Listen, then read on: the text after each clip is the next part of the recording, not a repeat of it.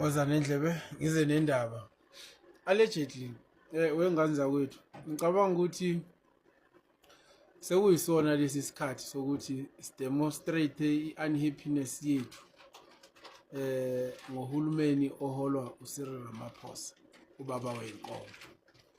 Yabona lento akaqeda ukusitshela yona e-TV namhlanje. Angicabanga ukuthi into ebesilindele kumholi leya. Indaba zo leave besinga expectanga le nto. Umkhwanazi uphethe ubufakazi. It's either uthi aqhubeke indaba ye investigation or else he sacks umchunu, but he decides ukusitshela ngama commission into akazi kahle ukuthi kwayena kwaba ne commission eyayenzelwe le nto yakhe yasephalaphala okwathi mangabe sekubuya ama findings bawachitha ama findings makuthiwa he has a case to answer.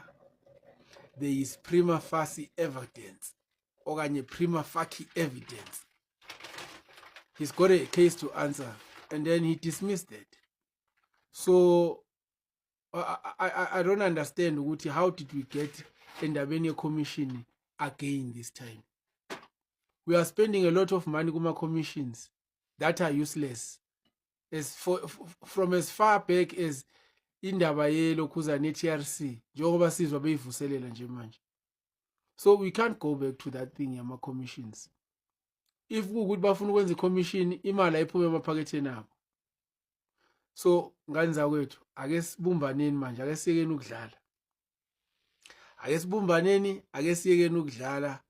Senze sure ukuthi uhulumeni oholwa uCyril Ramaphosa we make sure ukuthi sidila nawo decisively this time. Indaba zamavoti ake sibekele eceleni because angeze sisize ngalutho kule nkinga le. Igebengu lazi yavikelana. Ningakhohle ukuthi umchunu uyowamemezela lapha ukuthi abukho ubufakazi obuthinta uCyril Ramaphosa kule nto yakhe yasephalaphala. So that's why uCyril Ramaphosa ethe umchunu yena bamtshela ukuthi abantu batshela ukuthi ucela i-leave, special leave, o naye wazosho ukuthi ucela i-special leave. Indaba esivuke nazo namhlanje zama special leave. Nangu uCyril Ramaphosa uzokhuluma ngale nto special leave. So ngani zakwethu asingasukudlala u-ANC kahle kahle. Asingasukudlala u-ANC. Seku right manje. Sebesichaphaze kakhulu futhi yabona laba futhi yabona laba ba this time ayikho ilokhuzana administration engidina njengabo.